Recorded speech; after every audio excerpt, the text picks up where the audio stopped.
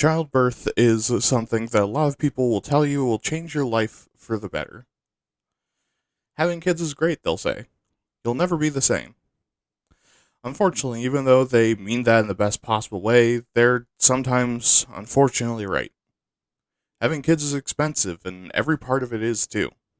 It's difficult to be pregnant, difficult to give birth, and difficult to raise children. For some, the prospect of giving birth is essentially a death sentence. For others, having children is impossible due to responsibilities they already have, and they want to end the cycle of poor life circumstances, chemical exposures, or abuse that's led them down the difficult path they're on. Some people never got a choice in the matter and had that stolen from them, this child being a parasitic symbol of the worst moment of their life. And fuck it, sometimes you just don't want kids. So what's the solution to these issues and more? Abortion. But even me just saying that gets people up in arms, from Bible thumpers and neo-Nazis to minority advocates and atheists on Reddit. So why is that? Why do we refuse to talk about this like adults? And for that matter, what the fuck is pregnant? Why do so many unfuckable people care about others people's ovulates? This week, on Why Aren't You Talking About This?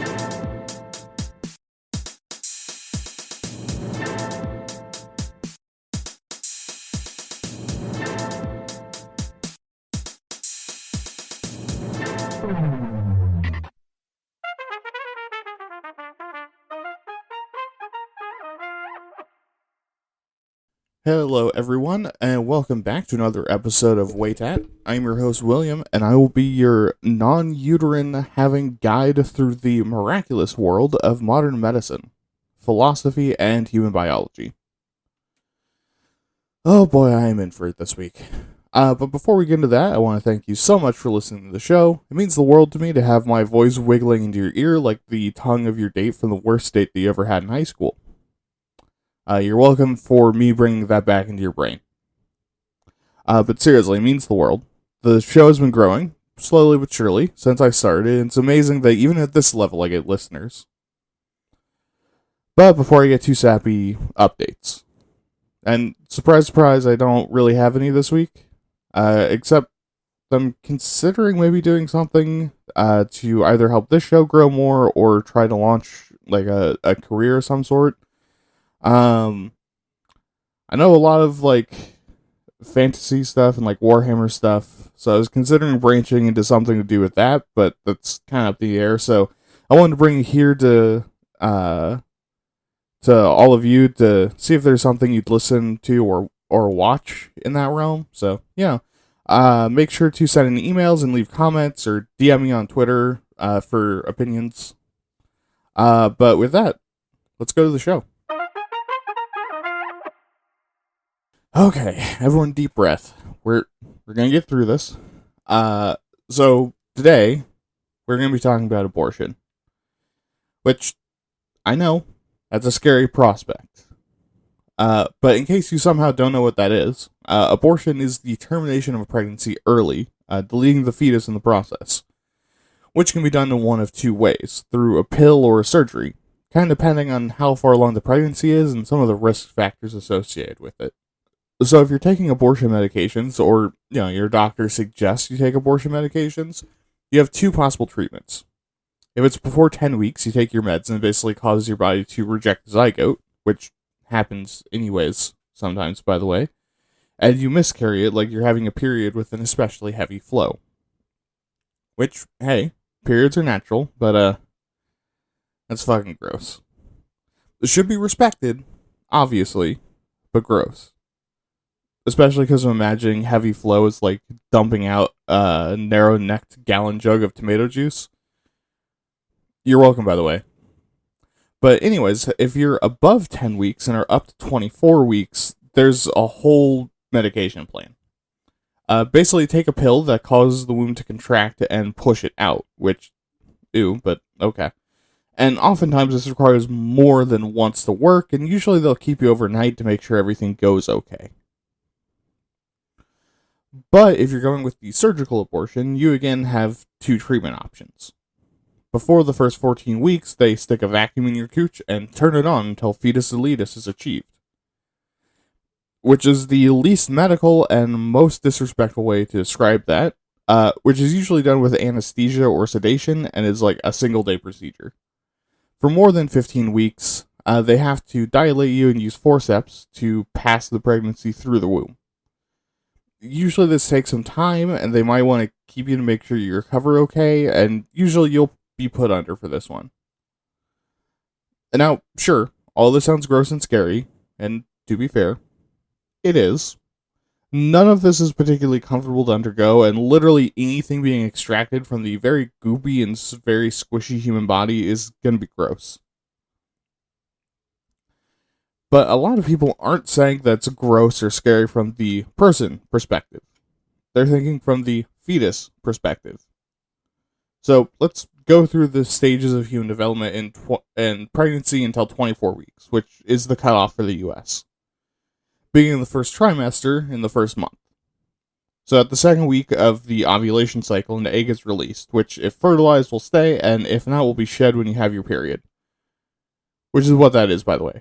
Periods are just your body shedding the lining of the uterine wall to get rid of whatever egg has clung on there.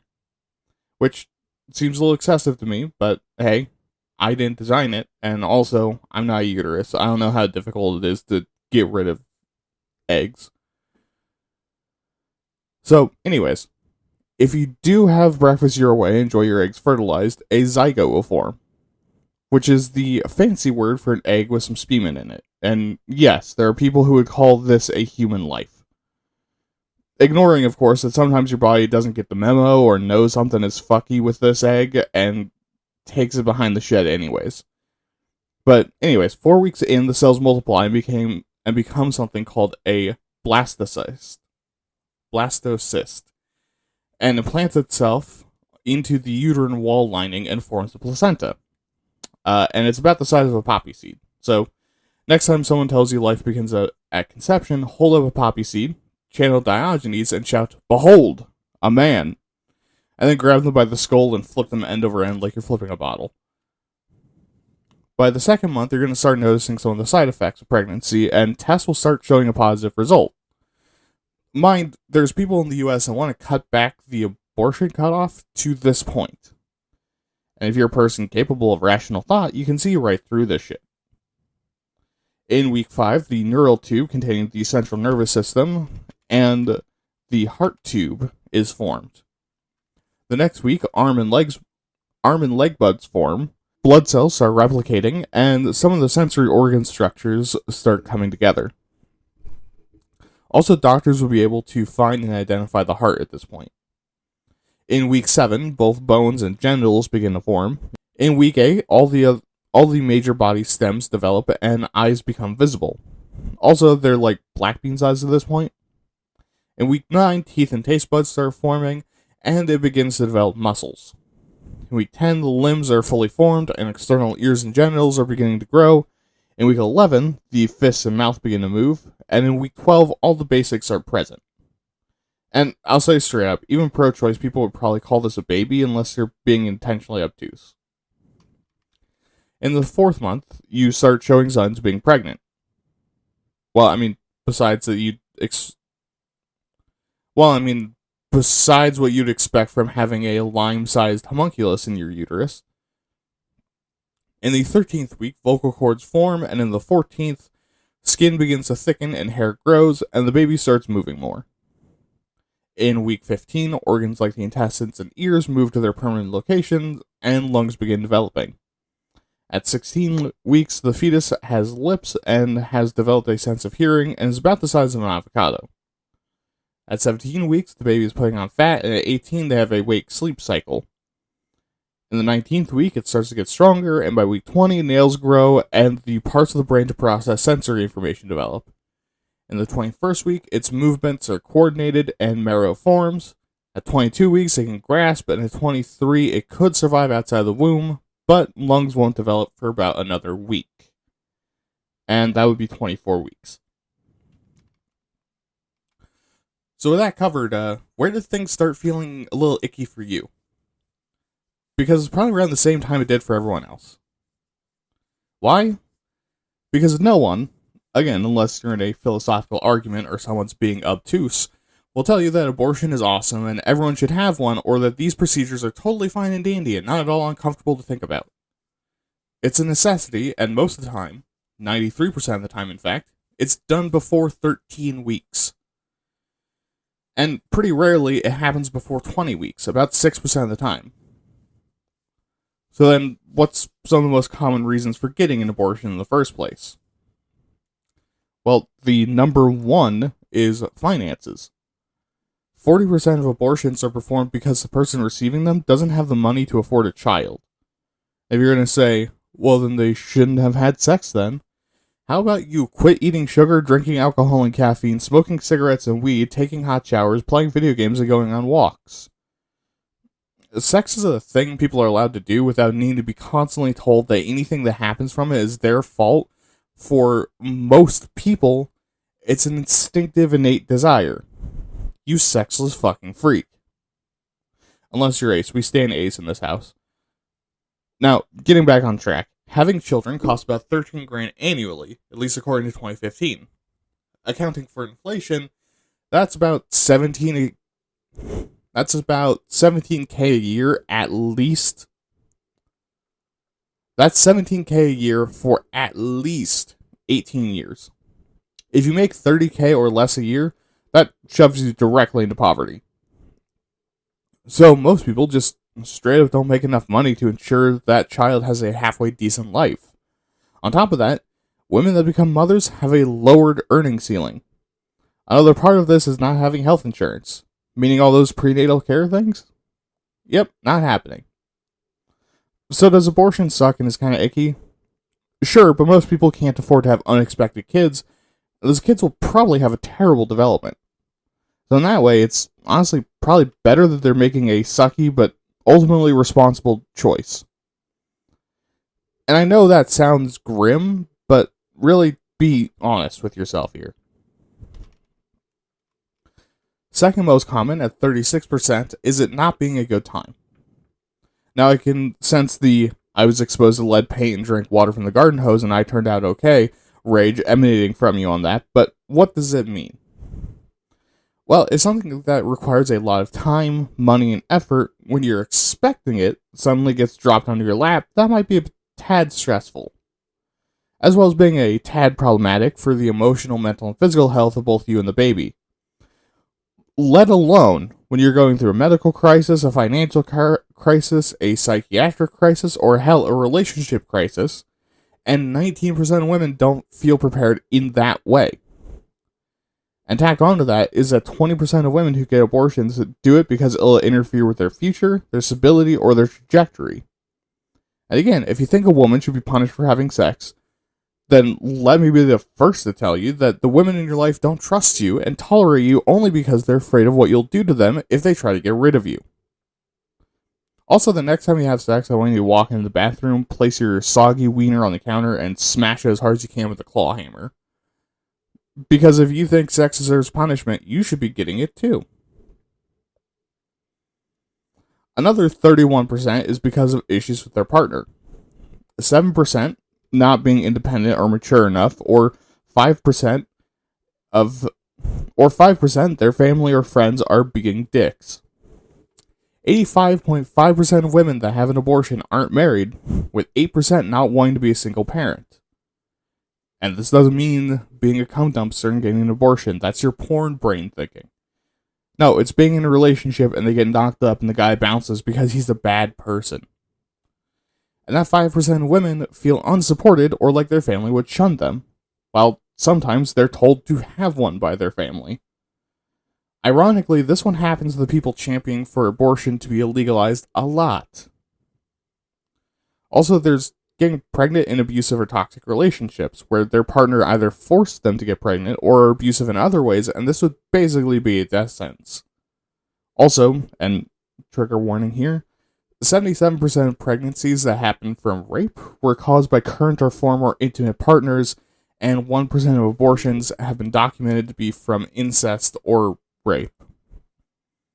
And somewhere between 25 and 35,000 pregnancies occur each year from rape, half of which end in abortion, as they should. Which to me says that if you're against abortion for rape victims, someone should probably get your partner and children away from you, and you need your hard drive seized, at the very least. Also, 59% of women that have had an abortion have had children before, with 29% saying it's the focus on their kids they already have. Add on to that, a lot of women getting abortions because of this don't have the time, money, energy, or resources to take care of more children. And about 12% are health related, either the health of the mother or the baby. And these are the saddest abortions, because oftentimes these happen to people who wanted the baby, with some diseases being inflamed by pregnancy, or pregnancy itself triggering an illness, or just the toll it takes on the mother's body being too much and possibly killing them without an abortion. Or the baby having genetic testing done, and it being revealed that they'll probably die after birth, be stillborn, live a life of constant pain or suffering, or be born with a condition that'll make their life significantly worse.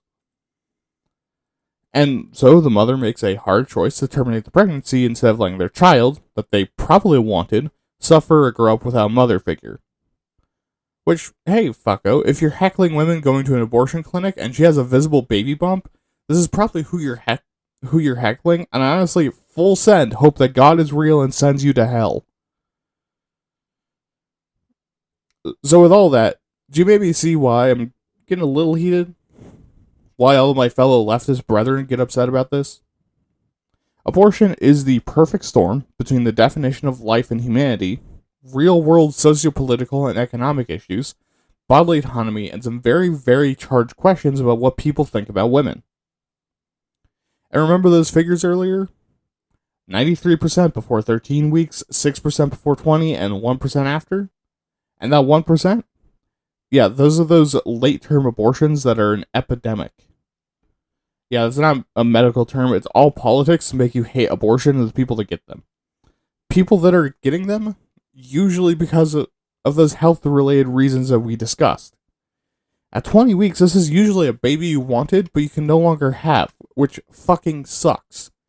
And sometimes, this happens because of barriers to access, cost, indecision, and disagreement with the father that oftentimes need to sign off on the procedure, lack of transportation, or being unaware of the pregnancy. Or people who are dealing with mental illness, in violent or unstable relationships, single mothers, drug users, and women under 25 that have a bunch of barriers to get access. But do you see the common denominator?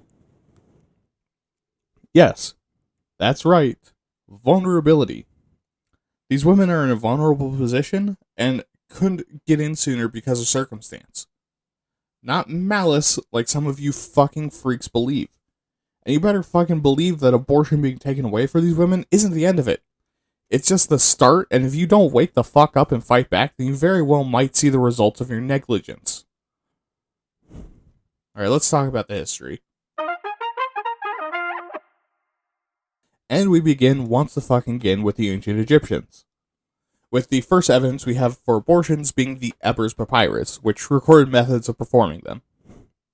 Around the same time, Vedic law in India demanded that the semen of the upperclassmen were to be upheld and used, imposing penalties for women who had abortions or priests that performed them. So, two very different ideas about abortion existing at about the same time. However, Vedic law isn't the only example of punishment, with Assyrian law in 1075 BC imposing the death penalty for abortions against the wishes of their husband. However, these are really the only two major examples in ancient history.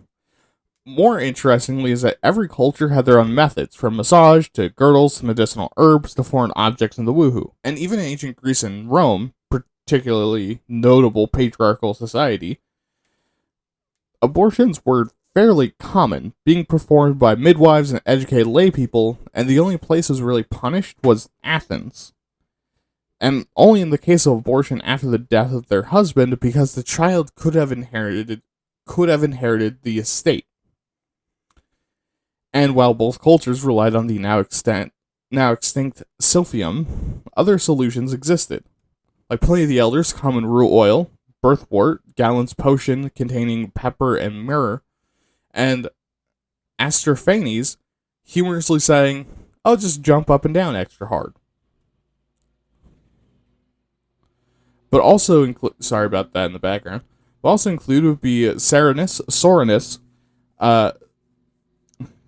fucking Greek names, Dioscorides, and Orbasius's concoctions that all contained rue.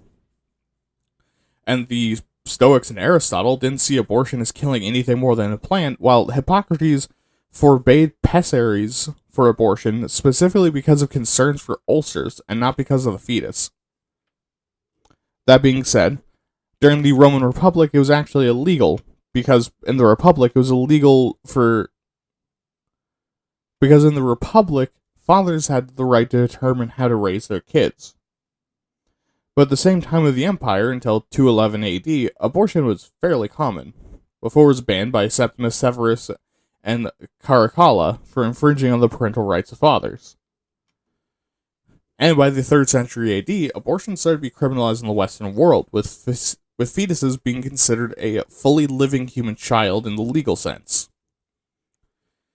Before then, even Christianity and Judaism at the time didn't see abortion as a huge deal, with the Old Testament seeming to claim that the fetus isn't necessarily human, or that God doesn't value them since the punishment for abortions aren't the same punishment for murder. Mind, both faiths stress not wasting seed, so it's still punished, but not nearly as harshly. However, in 100 AD, the Christians would change some of these beliefs, seeing abortion as murder if the baby is human-shaped, which you could argue could be as early as 9 weeks. However, in a lot of parts of the world, abortion was still common, and even in the West, abortion was seen as one of those taboos that happen, and everyone knows it's necessary, but they don't want to talk about it. And a lot of cultures record methods, like texts in Sanskrit from the 8th century, telling you to steam your pussy or sit over a pot of stewed onions, for some reason, or the 11th century list of abortive plants, and the De Viribus Herbarium, written in the form of a poem. Islamic physicians in the same time period prescribing abortifacients around the same time, and in the 12th century, Japanese records show abortion methods that would later become prevalent during the Edo period due to overtaxation and famine. Meanwhile, in 1591, Pope Gregory XIV published regulations that abortion should only be punished if it's performed on an animate fetus, aka one that moves. And in Japan, in 1710, just to show some cultural difference, statues of Bodhisattva Jizo began to be constructed, built in memory of abortions, miscarriage, stillbirth, and the deaths of young children. Jumping forward to the 19th century in the Western world, laws and social standards began to change. With movements towards women's suffrage, massive backlash occurred, and one of the victims of it was abortion. Abortion became criminalized and illegal in all stages, with exception of France, who saw as a way for the unwed to get rid of unwanted pregnancies.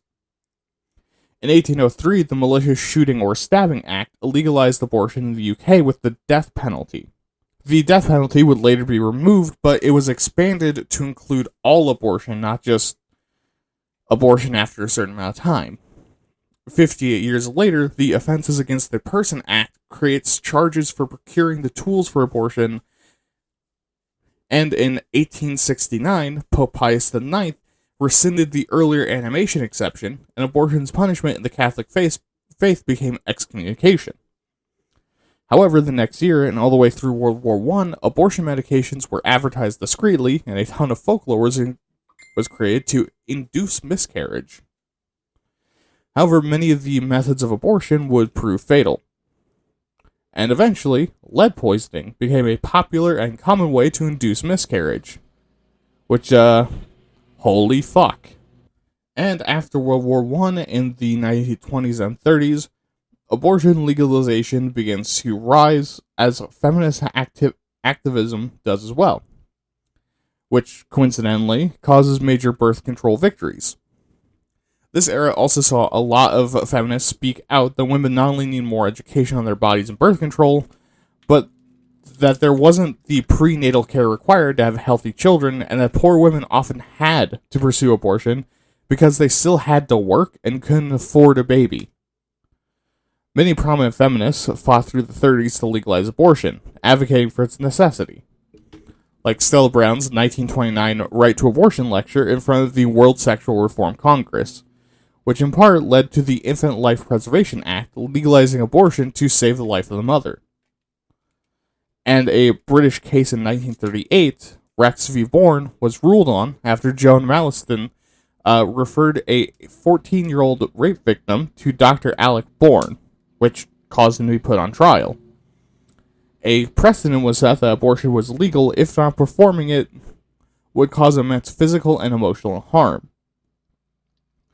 In the remainder of the 20th century, many places in the world began to legalize it. But with that, we're going to flip over to the American side of the timeline, which has been a while since we've done that, right? Beginning in the colonial period, where abortion was legal before 4 months, and for the most part, America wasn't seen as too big of a deal, and was more of like a social taboo. As evident by Ben Franklin using an abortion recipe as an example to teach useful skills like math and cooking, and totally not give you the recipe for an abortion potion. Oh, and all of this if you're white, of course. Enslaved black women weren't allowed abortions because they were considered property. Yeah, America is fucked up. In 1847, when the Bastardly Dastardly AMA is founded, they began to campaign for the legalization of abortion, and many states complied. This, of course, was put on the back burner because of the Civil War, but at its end, with the combination of the AMA and the legacy of white supremacy and slavery, it was still especially stigmatized for black women to seek abortion, which is something that still happens in black communities to this day, which internalized this white supremacist rhetoric and idea that black women don't deserve the rights to abortion. And since, yep, I'm still a white man, that's all I'm gonna say on that. That's one of those things that's 100% for black voices to speak on, especially black women. By 1880, most states had laws to restrict abortion, and quickly the stigma began to grow. But even as the stigma grew, books and resources continued to write down abortion concoctions. Like King's American Dispensatory in 1898, writing about a mixture of pennyroyal tea and brewer's yeast. Into the 20th century, abortion continued to be further restricted. By 1910, abortion was illegal everywhere in the US and could only be obtained if the only other option was to die. But why? Well, two things: controlling women and the hegemony of white people. Yep. So when the AMA started pushing for this stuff, it wasn't because abortion was unsafe. It was actually pretty safe, even in the mid-1800s. Instead, it was because the panel was all male doctors. Male conservative doctors that didn't want American women to have the right to abortion. And by 1910, it was mixed in with anti-immigrant ideas. That because America was getting a bunch of filthy, unwashed masses like places from Eastern Europe, Ireland, and Italy, you know, those good old totally not white people, that the white race was under threat. So to prevent that and keep a tighter control over women's bodies, white women especially were blocked from getting abortion. Unless you were very, very wealthy, because the rules don't apply to the rich. By 1930, the death rate of abortion climbed to 18% of all pregnancies and birth-related deaths. And 25 years later, in response to the climbing rates of unsafe abortions, the first American abortion conference is held, calling for reforms and greater latitudes in service, which by the 60s resulted in 11 states legalizing abortion. In 1962, abortion received some help from an unlikely source. Thalidomide began to be prescribed in pregnant women, which causes birth defects. Like, really bad ones. I don't look it up if you're sensitive to stuff like that, but I looked it up and holy fuck, it's bad. But one of the people prescribed this, Sherry Finkbean, was a children's show host whose very public attempts to get an abortion ended with her going to Sweden. And seeing how incredibly difficult this was, it added momentum to the abortion support movement. 2 years later, the Association for the Study of Abortion is established, and in 1966, the trial for the San Francisco 9 was held.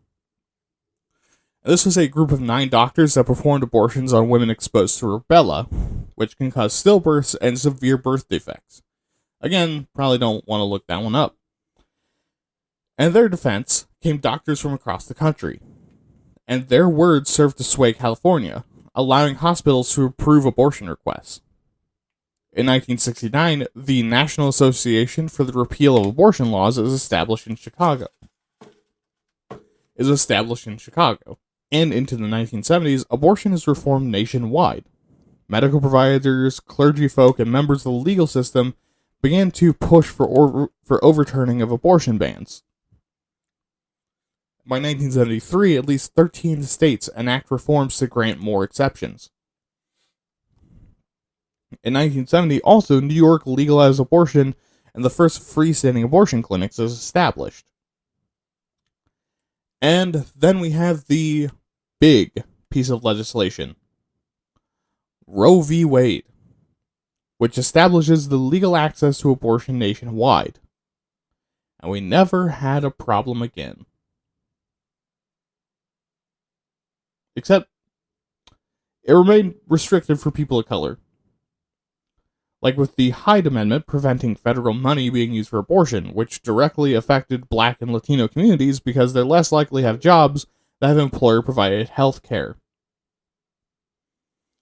Regardless of that shit part of it, this continued to be the status quo for 11 years. Until Ronald goddamn motherfucking Reagan introduces the 1984, totally ironic that that's the date this was introduced, Mexico City policy, which prevented foreign organizations that perform, advocate for, or suggest abortion from receiving U.S. health aid. Something that presidents have flip-flopped on implementing ever since. In 1992, Planned Parenthood of southeastern Pennsylvania, v. Casey, is ruled on, which reaffirms that the Constitution protects abortion. But it also allowed for the framework to sneak abortion bans through. How? Well, basically you can't ban abortion, but you can make it incredibly difficult for abortion clinics to be open and people to get abortions. Like passing laws that medical facilities have to have hallways that are just about 2 inches wider than the hallways of the local abortion clinic to get it shut down. Fucking cool, you dick cheese. In 2007, Gonzalez versus Carhart and Gonzalez versus Planned Parenthood Federation of America are ruled on, which overrides the whole second trimester abortion thing that Roe v. Wade allowed. But it's not all bad, because in 2016, Texas got spanked by the Supreme Court, calling its abortion restrictions unconstitutional in the case of Whole Women's Health versus Hellerstedt. And at the same time, the same thing happened in 2020 to Louisiana in June Medical Services versus Rousseau. And unfortunately, in 2020, the Supreme Court overturns Roe v. Wade to mass protests, as it should have been. And how'd this happen? Well, basically, the Supreme Court decided to fuck us, so they looked for technicalities, and found that technically, the Constitution doesn't protect your privacy or personal autonomy, which is a dangerous precedent to set when you're a piece of shit with a fixed address. Also kind of ignoring the whole life, liberty, and pursuit of happiness thing, which, hey, don't worry guys, they want to let you know this only applies to abortion. For sure. Definitely. Also, definitely was done with no malice or ulterior motives at all. And, totally is in violation of human or constitutional rights. We promise. Ugh, fuck this shit. Let's talk about it right now. Alright, so now that we've talked about what abortions are and the history of them, let's talk about how common it is to get one.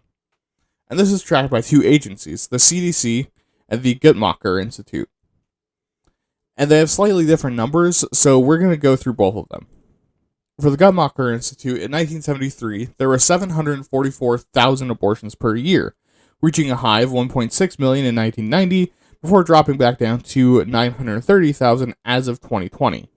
Which may sound like a lot, but in 1973, the number of abortions in proportion to the number of women, don't judge me, I have no idea how the fuck to do math, would be 0.68% of all women in the US receiving an abortion, assuming they only had one. For 1990 numbers, it lines up to 1.2%, and for modern numbers, it drops again to 0.55% of all women in the US, which is extremely small. For the CDC in 1973, we went from 615,000 to 1.4 million in 1990 and dropping back down to 622,000 in 2020. Which is actually a smaller amount than the Institute working to increase access to legal abortion and sex education. But the net increase in abortion since 1973 is 25% if you go by the Guttmacher Institute and 1% if you go by the CDC. Which the CDC does leave out some states. But regardless of who you use, abortion is on the decline. And of the abortions performed, 56 or 53% involve pills. So most of them are non-invasive and are the tomato juice abortions, to call back that absolutely disgusting thing I said. And again, 93% are before 13 weeks. Also, most abortions are performed at general health clinics and hospitals, 36% and 33% respectively. And if you're looking for an abortion, yes, you can go to the hospital for that. Politicians look bad closing hospitals for bullshit reasons. Only 16% are done at a doctor's office, and only 15% are done at explicit abortion clinics. Okay, but who are the people getting abortions? Well, besides uterus havers, the majority of people getting abortions, about 57%, are having their first one. 24% are having their second, and 11% are having their third. So only 8% of people getting abortions, probably in all honesty, need desperate help of some kind, because they're on number 4 or more. And 39% of people getting abortion have no other kids. Also, if you'll note, that's not the majority, meaning that 61% of people, at least, getting abortions have kids already.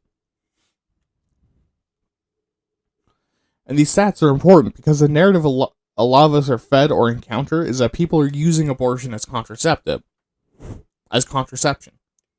Or that alternatively, they're killing off their bloodline or ethnicity. And neither of these are true. In fact, it seems to be the opposite, which I don't think should be all that surprising. So, with that, what are some of the problems around abortion? First is the pure facts. Abortion done unsafely is massively lethal, with a death rate ranging from 4.7% to 13% of all maternal deaths, compared to a measly 0.001% when done safely. And this isn't including abortions covered up and blamed on something else due to stigma. 45% of abortions worldwide from 2010 to 2014 were done unsafely, with a third of those being done by someone entirely untrained, using dangerous and highly invasive methods like pouring bleach into their vagina. And there's a ton of health problems related to abortion, just physically. There's a lot of health problems related to unsafe abortion, just physically. Like an incomplete abortion that could become septic or continue developing, but be extremely fucked up and stillborn or cause miscarriage, hemorrhaging, infection, uterine perforation, and damage to the genitals that can result in infection or death or permanent infertility. Not to mention the psychological damage it can do. So abortion is safe when it's legal, extremely unsafe when it's illegal. Add on to that is that access to safe abortion is pretty agreed upon internationally to be a human right. Not in the US, mind, because we're totally a first world industrialized nation not falling to fascism. But across the rest of the world, denying abortion could violate the right to life, attainable standards of health, benefiting from scientific progress, deciding freely and responsibly, the number and timing of your children, the right to freedom from torture and inhumane treatment, the right to be free from discrimination, and the right to privacy. Especially considering that in many places, abortion requires the written consent of the father, even in cases of sexual violence. Which, yes, has been floating to bring that back to the US, which, hey, I'm going to say right now, if you're in favor of that, I want to remove your penis with a razor blade and huck in the fucking river for the good of humanity and whoever is around you. But even removing the factual parts of abortion, not only being a right but entirely safe, is the stigma surrounding it, which stems from both conservative and philosophical beliefs. On the less shitty side, there's arguments constantly in philosophy about the nature of human life, free will, and the soul, which has a place, but not here. You don't get to argue the philosophical merits of an argument when not addressing the issue is getting people hurt and killed. But despite that, people still often cite this uncertainty to enforce the certainty of suffering on people who want an abortion. On the conservative side, abortion isn't about the sanctity of life. It's about control.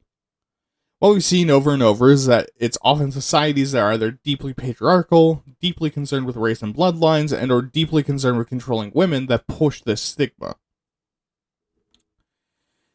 Which brings us to the final issue.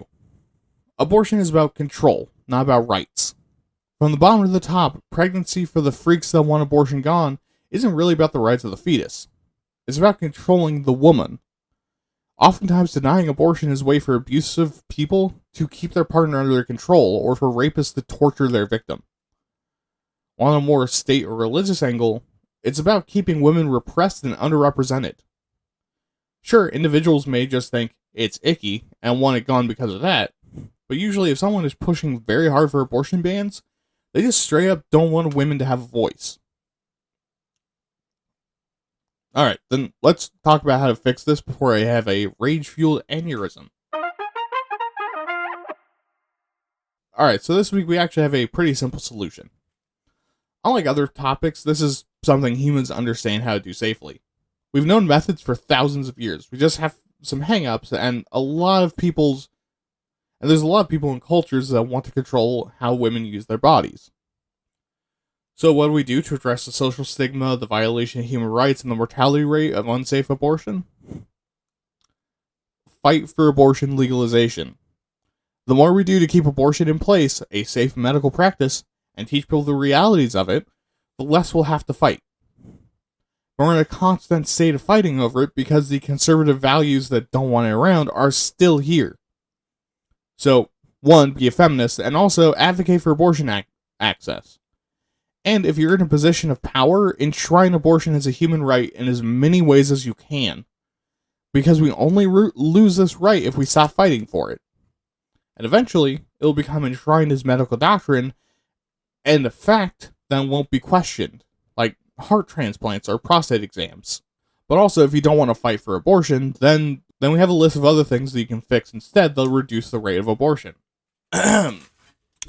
Income inequality, gender pay gap, minimum wage stagnation, rampant inflation, upwards monetary compensation, rent controls, mass unionization, and job security increases, expansion of social services, expansion of healthcare, reproductive health education, sex education, contraception access, birth control research, prevention of rape and sexual violence, law enforcement reform around abuse and stalking, mental health reforms, drug treatment centers, rehabilitation research, increased access to shelters, housing the homeless, teaching young men and boys to kill themselves if they consider rape as an option, queer rights and representation, empowering women in all layers of the government and social hierarchy, racial minority rights and representation, destigmatization of sexuality and gender identity, and more intense screenings and investigations into abuses of social and political power.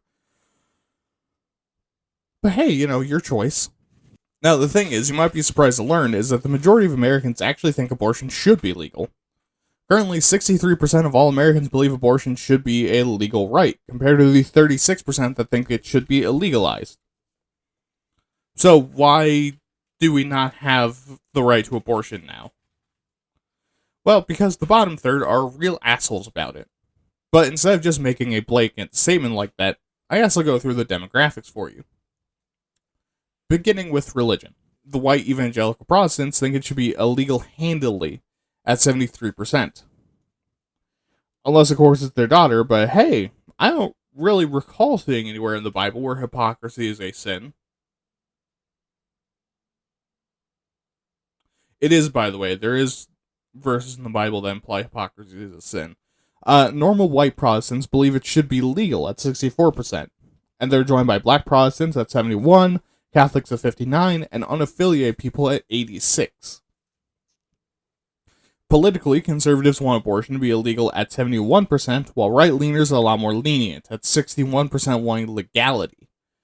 The moderate left-wingers want illegal at 76% of the time, and leftists at 96%. And men and women are virtually identical, at 61 and 64 for legalization respectively. Also, white people are the lowest in the legalized camp at 60%, while black, Asian, and Hispanic people want legalization at 73, 76, and 89 respectively. And even the old and uneducated want this, with people between 50 and 64 wanting legality 57% of the time, and people with high school education or less at 56%. So again, most Americans are in favor. Meaning the people that don't really want it are uneducated white men between 50 and 64 years old that are conservative evangelicals. So, not really a big shock there. And how do people think that abortion can be reduced? Well, the leading one is supporting women during pregnancy with stuff like financial assistance and employment protections, at 65% of Americans agreeing to that. Expanded sex education has similar support at 60%, and at 58% is more support for the parents, which really drops if you're older than 65 down to 49%. Assumedly, that is the lead paint stare. Regardless, the least supported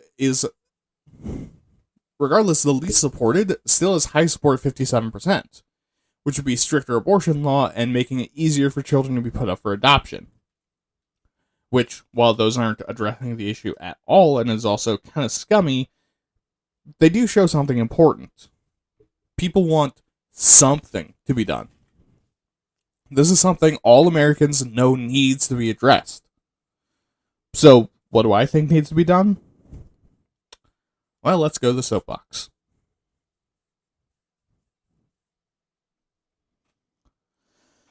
Alright, so it's probably pretty obvious where I stand on abortion. In my mind, it's a human right. One that we in the US seem almost allergic to. And I fucking hate it. Because I hate that the argument almost always comes down to, where does life begin? When, people are getting abortions because they're fun or they don't understand the consequences, they're getting them as a medical procedure. Something that isn't pleasant. But for me personally, abortions make me uncomfortable. And I think that's a good and natural response. Do I think it's the right response? No, probably not. But it's also because I'm not entirely sure where I think life starts. That's not a part of my belief structure to ask about. And even if I had an answer, I doubt it would really address any of that discomfort. Because ultimately, abortion is kind of icky to me. But you know what? I'm enough of an adult to see something icky, think about why it happens for more than 5 minutes, and then form a more educated opinion on it. Abortion is not contraception. Abortion is not malice. Abortion is not making anyone's race extinct, and it's not like you should care about that. Abortion is abortion. It happens for all the reasons we've listed today, and probably honestly a lot more specific reasons. But you know what? Let me pull back the curtain and open your eyes a little bit. You know why else I think we should allow abortion? Because it's none of my fucking business. I don't have a uterus. I'm not in a position to accidentally become a parent. And even if I did, me and my girlfriend have a support network. But simply, I don't give a fuck that's happening. But you know what I do give a fuck about? Not adding to the problems we already have. Letting women and girls choose what gets to grow and develop inside them. Having fewer widows and widowers. Having fewer children that live lives of pain and torment. And as gross as it might sound, legal and safe abortion is the answer to that. So, yeah, am I going to say I'm pro-abortion? No. I'm pro-choice. Alright, let's get you out of here. Man, I'm surprised that ending was not horrifically sad. That's normally what happens. Anyways, if you have opinions, advice on how to make the show better, stories you've seen about abortion, and what you want to do to Planned Parenthood protesters, and really anything else you want to tell me, make sure to email me at waytatpods@gmail.com. That's waytatpods@gmail.com.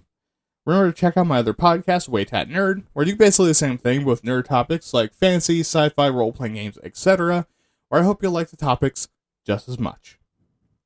Also remember to follow me on Twitter at WaytatPods for more episode announcements and some rants sometimes. Have a good night.